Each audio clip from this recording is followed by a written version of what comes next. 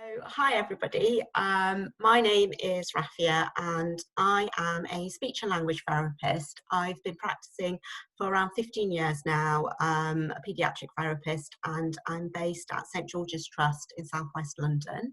And as of June last year, I also became a researcher, a PhD researcher, funded by the NIHR. And that's really what I'd like to talk to you about today. So about the project and kind of how it was formed and where I'm up to. So my work very much focuses on supporting children with language disorder and specifically supporting word finding difficulties. So I'm going to not spend too much time on this first slide, but it's just to give a tiny bit of background, just about why this is such an important area to focus on. And so the research shows that in England alone, there are 250,000 children who present with word finding difficulties. So these children struggle to find the words to express their wants, needs, and ideas. And this really has quite far reaching implications. So the research has shown that it has impact on academic attainments, so things like literacy, but also other areas of learning, you know, from as diverse as maths, science, even participating in PE lessons, has an impact on employment prospects, and also quite a significant impact on well-being. So studies have shown that up to half of all children with word finding difficulties have well-being areas of well-being that are affected, whether it be confidence, whether it be behaviour, different areas, but definitely has an impact. And these tend to persist into adulthood and can progress and become mental health issues. And above that as well, there's also a financial implication. So this is research that's been carried out by the Royal College of Speech and Language Therapy. And I think this is quite stark in terms of if you can address these needs in childhood, so you can start supporting the children and start facilitating how they manage their difficulties, then there's really evidence to show that there's financial benefit. So every pound that's invested in child language disorder therapy can generate over £6 for improved earning potential, and that's because these children are more likely to have improved academic attainment, which leads to potentially improved employment status, which then means a greater contribution towards the economy as a whole. So there's a good kind of clout to invest in research in this area. So hopefully I've kind of convinced you all of the need to look at intervention to support children with language disorder and looking at vocabulary. So where do we start? Amongst the best researched is word web therapy, and it's well researched, and it's also probably one of the tools that most clinicians are familiar with. And word web therapy is based on semantic feature analysis, which is used with adults. So it's quite a familiar approach to most therapists. And if anyone's not familiar, the reference is a really good reference to click on for a starting point. So there's a reference to this at the end. And there is a randomized controlled trial that's been carried out at UCL by Wendy Best, who's a speech and language therapist and researcher, and her team. And basically this diagram here is based on her work. And so in word web therapy, you take a word and you explore the sound and meaning cues of the word. And the idea is the stronger the connections to that word and linked words, the easier it is for that child to find that word and to use that word. And I'm going to try and do my first screen share. Let's see how this goes. See if I can find the right one. Just wanted to show you, oh, it might not come up. No.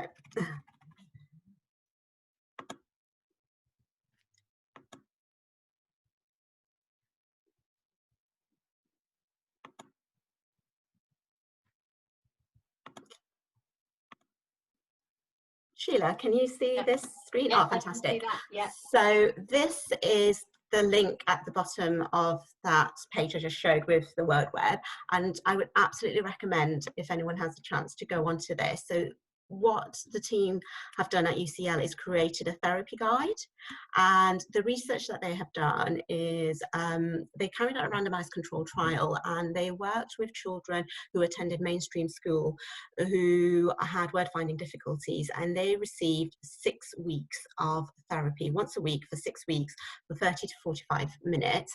And so they're trying to replicate what maybe in a best case scenario is provided within a mainstream speech and language therapy service. And they compared children who received this word web therapy, where they picked a target word, explored the sound and meaning cues, and compared progress against a weighting control. And the children that received that therapy for 6 weeks made 4-fold greater increase in the ability to recall the target word compared to the children who hadn't received the therapy.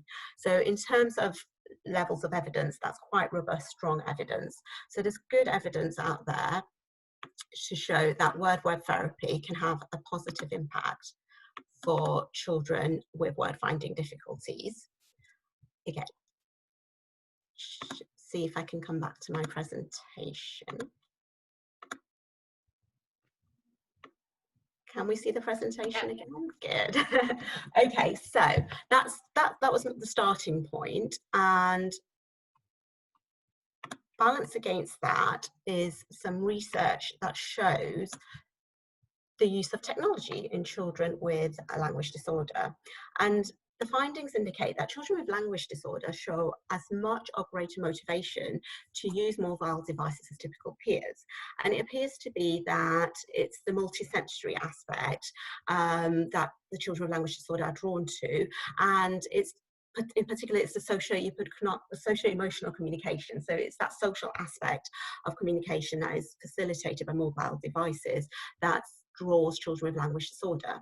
So my research is very much looking at whether we can bring those two aspects together. So the strength of word web therapy and then the potential benefits of mobile and digital devices, and what happens if we bring those two together. So that's really what I have been exploring. And to put that a bit more into context, if we took a word like family and we wanted to explore it using a word web approach, but using the joys of digital, in theory, you could model the sounds in a word like family, so family, or you could do some syllable clapping, you could record yourself, you could create a model and the child could be recorded, and then the child could play that back. So that could be created in a therapy session, it could then be shared in the classroom, the child could take that home and share that at home as well. Similarly, if you were exploring the meaning of a word, you could create a video for the child to play back, or you could use an image. So rather than just using pen and paper as you would with typical word web therapy, there's potential to have a more multi-sensory learning experience, which the research seems to suggest that children with language disorder benefit from. So that was my research idea, and whilst I was practicing as a therapist, I received some funding from the Wellcome Trust to explore this a bit further, and this is where really the co-design element came into place. So I carried out 3 bits of work. So the first was a parent engagement session where I shared this idea with parents of children with communication difficulties. I also did a focus group with speech and language therapists, and then I did a mini trial of looking at existing software that was out there and seeing how this idea would work. So this was very much just exploring this research question and seeing if there were feet to it and could we take this further. So just to share some of these findings. So the parent engagement session, 6 parents of children with communication difficulties. It was a very open session. I just shared my idea. And the key learning that I got from that was that parents were really, really keen that the focus wasn't just on whether there was a change in the child's language, so vocabulary and language learning. They wanted to see the impact more broadly, and particularly because it was digital, they wanted to see what impact that would have on the child's well-being. And that really shaped my research going forward. So I have 2 key outcome measures. I want to see if there is a change in vocabulary levels, and the pen and paper word web therapy has shown change. So what I want to see is if we digitize, is there equivalent change? Is there not? But also I want to have a wider outcome measure of looking at well-being. part of my research is going to identify what the most appropriate outcome measure will be to measure well-being. So that's kind of a question that I have that I'm going to explore further. Another key area of learning was that parents were surprised by the extent to which technology is used in schools. So therapists who go into schools have probably seen how much technology is around the children, how it's just part of the environment. And it's not to say it's right or wrong, or if it's a strength or weakness, it's like pen and paper, it's just there. And I shared that with the parents, and actually they were surprised. They also found it reassuring, and they liked the idea of similar processes being used with the children in speech and language therapy, which for me was really useful. And that's been a key aspect of my co-design, working with schools, finding out the tools they are using and how they are using technology, what safeguards they have in place, because they're definitely ahead of the curve in that respect, and trying to replicate that as much as possible.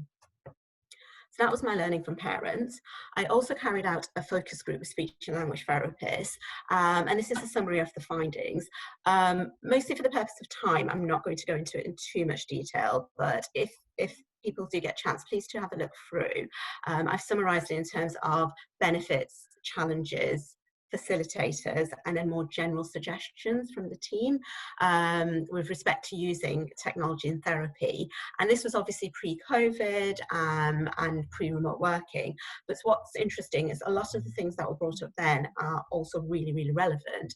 And a lot of these things are now being put into practice. So from my perspective, it's quite an exciting time, because I feel that my research and where things are going with remote working are tying in quite nicely.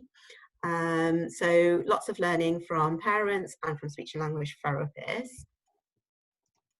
And then I carried out a short study where I tried to mimic the study that Wendy Best had carried out. So 6 weeks of intervention once a week with children from mainstream schools who were presented with word finding difficulties. And I carried out the session with the support of a class teaching assistant. And what I did was look at what software was out there, and I focused specifically on mind map apps.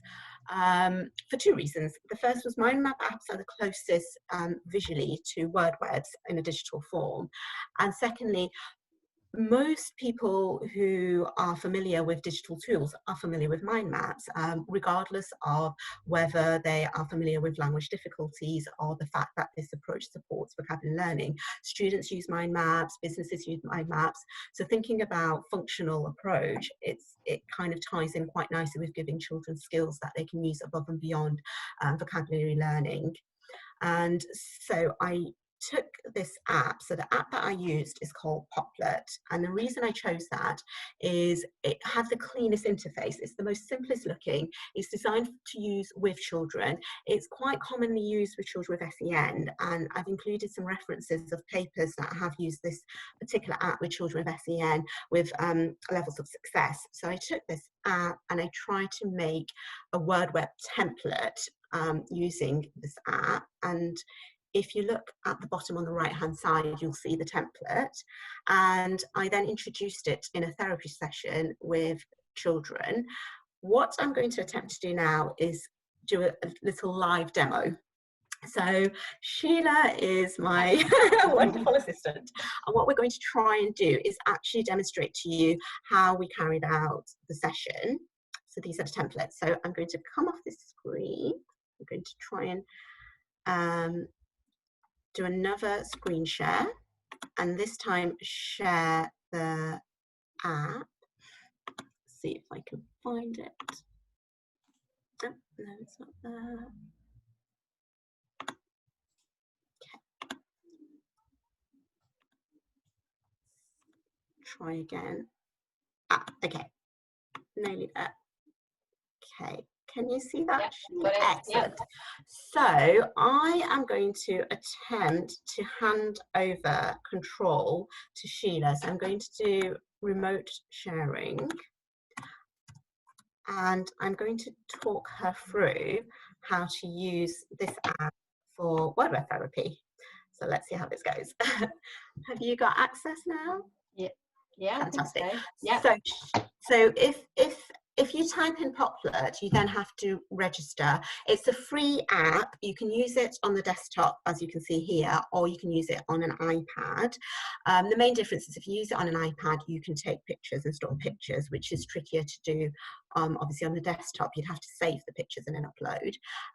You can use it for free to create up to 5 Poplets, and then I think the cost is about £5 to create unlimited Poplets. And a Poplet is basically a mind map. That's the wording they use.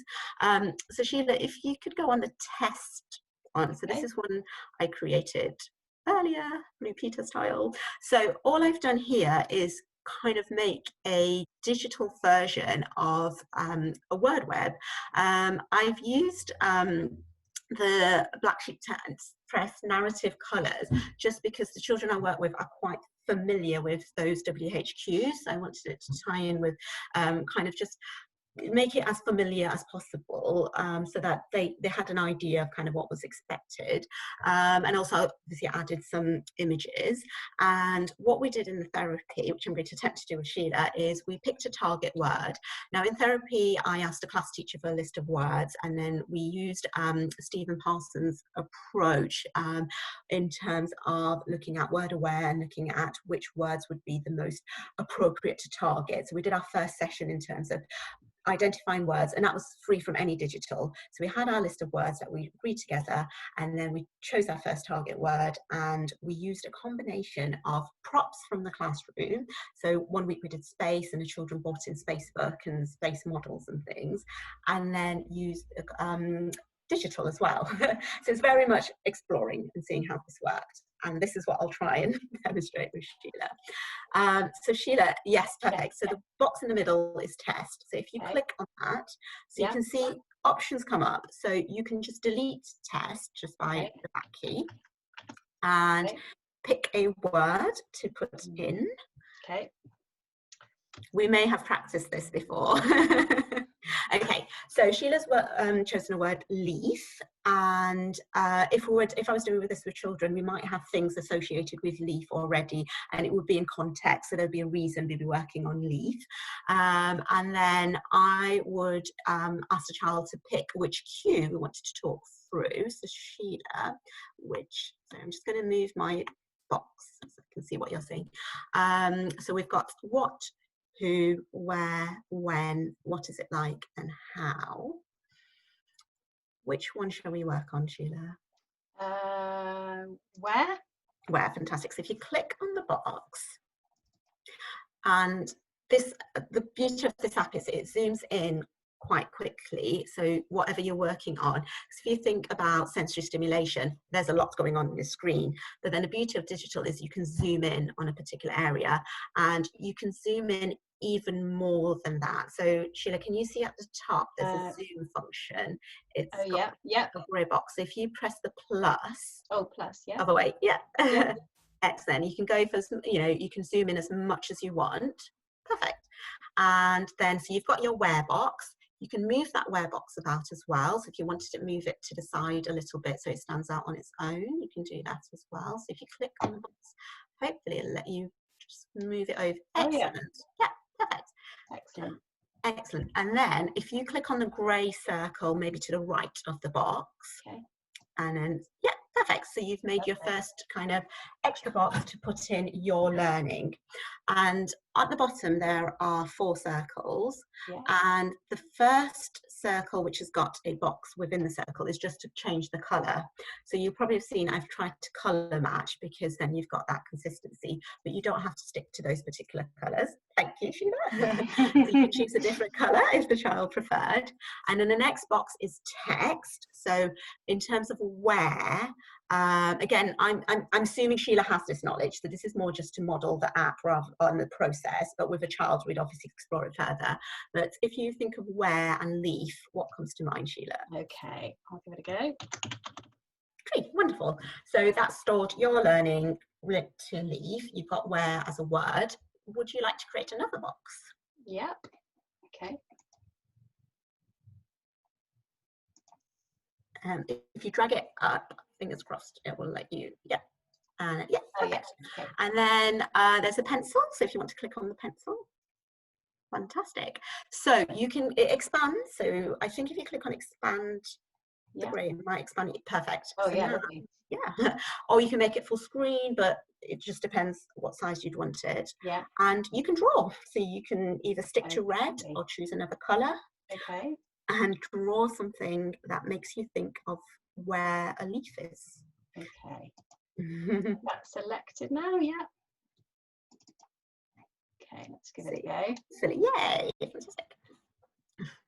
Oh dear, it's going to be a terrible drawing. Hopefully you'll be able to work out what it is. I'm testing your mouse. Yeah.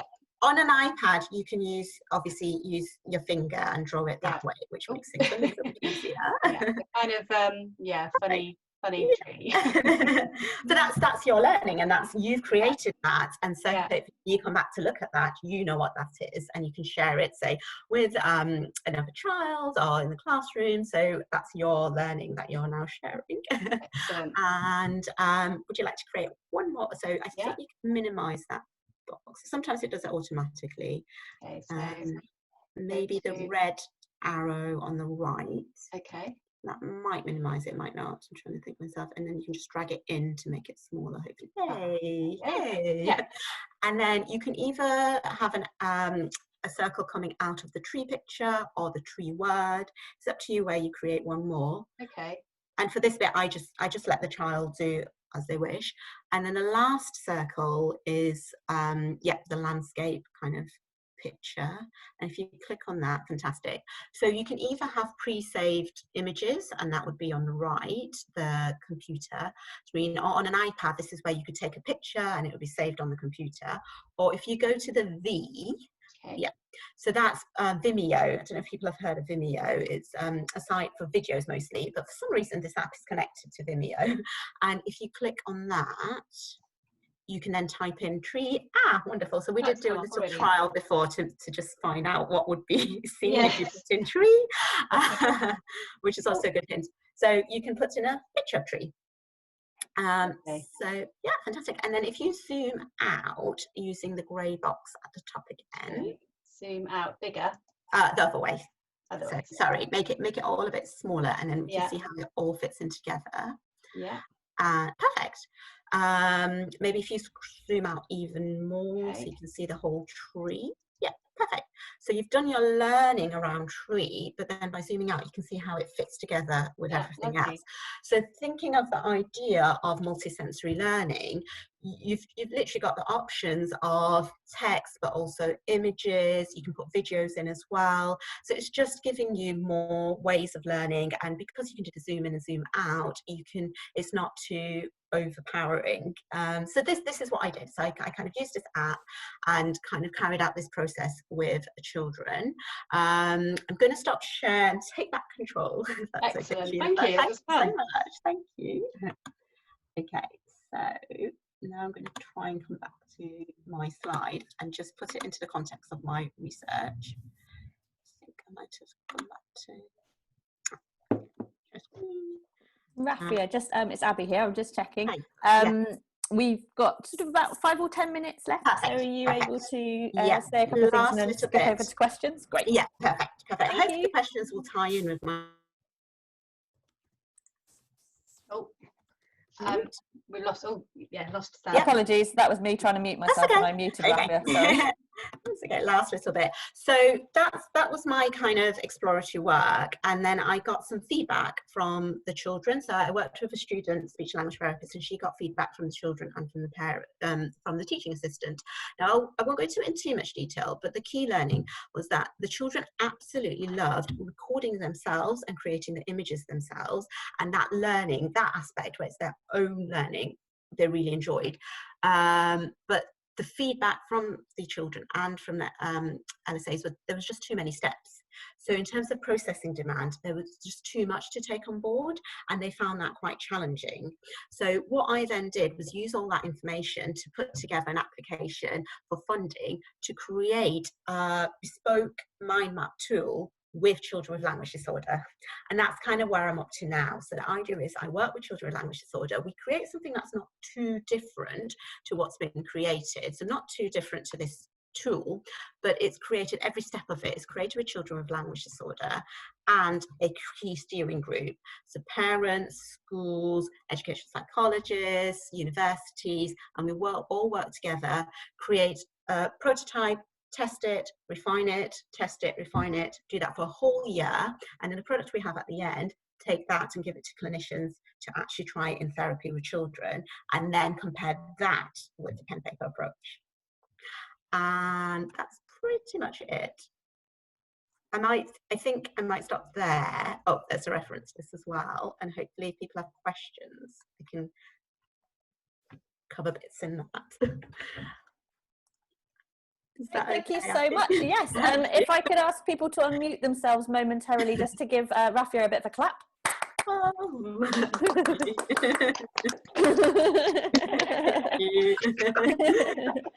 Thank you, Rafiah.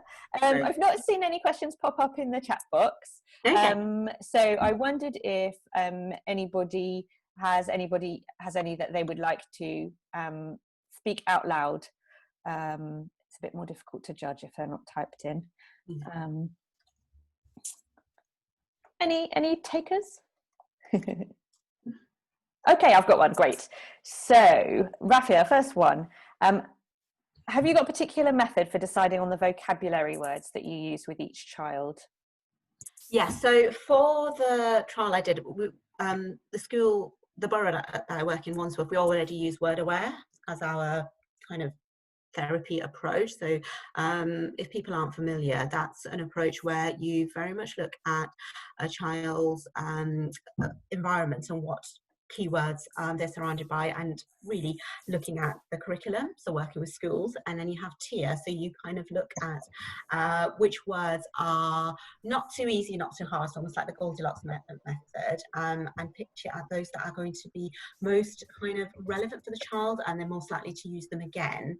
And that's how we pitch. So we already had the word aware approach in place, and we just piggybacked onto that and used that to identify the words. And I think that worked quite well because it was quite meaningful and functional for the children, and it translated well into the classroom. Brilliant, thank you. And I've got 3 more questions that popped up in the chat for you, so hopefully these will all make some be useful for everyone. First, lovely one from Sue O'Malley. When will the app be ready and how will you share it? Okay, so this, hopefully you can see this link about how you can be involved. At the bottom, there's a link to wordweb.biglemon.co.uk. I went to an NHS hackathon day where clinicians can meet up with digital teams, and this team made a very, very, very early version of the app. So it's very basic at the moment. And we are hopefully starting, it's June now, so it's June, to start making an early prototype. I'm hoping that it's just freely available, so I do lots of posting on Twitter, but also we're going to have a website up quite soon, and so I'm happy to send information to CIPSEN as it gets updated. People can start using it straight away, and if people can give feedback, that would be fantastic. The idea is we refine it based on feedback, so you can use it, and hopefully as the project progresses it becomes more and more fit for purpose, because we get more feedback, refine it, get more feedback, and go from there. Brilliant. Watch this space. Rafiah, that's really nice. It's always really nice when the research which is being spoken about is available for clinicians. Yes, hands-on. yes, as a clinician, that's a really desirable outcome. That's I think that's exactly, yes.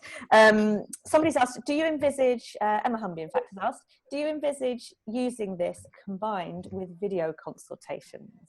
Yeah, so that wasn't the idea initially, but that's one of the reasons I did this demo the way I have done it, because in theory, the fact that, say with Zoom, you can hand over control, so there's lots and lots of potential there. And also in theory, if a child, you could do it at home as well, and a child could choose something from their home environment, so the parent and child could choose it together. I don't see why not. I think it's easier to replicate something like this because it's already in a digital it's a digital product, because I think most therapists have been I've been the same, of trying to digitize non-digital interventions, because that's what we've all had to do, and this is basically what I'm doing on a grander scale, so I can't see why not. Great. And there's a couple more questions in the chat, but I'm conscious that we probably need to move on, so I wondered if after the session, or maybe during the lunch the coffee break a bit later on, you might be happy to have a little look and pop some replies in the chat boxes too. But I wondered if there's oh, sorry, were you going to say something, Rafiah? Oh, can I do a shameless plug? Yeah, absolutely. And again, I won't go into it in too much detail, but I am currently doing a survey trying to compare pre and post tech practice amongst paediatric speech and language therapists. The questions are actually based on the focus group that I refer to in the presentations. It's very linked into my research, but it's now got obviously a COVID theme to it. But if it takes 6 to 8 minutes, it's very, very quick and snappy. And if people could have a go at completing this and share it wide, if you could share it to colleagues, that would be amazing. Thank you.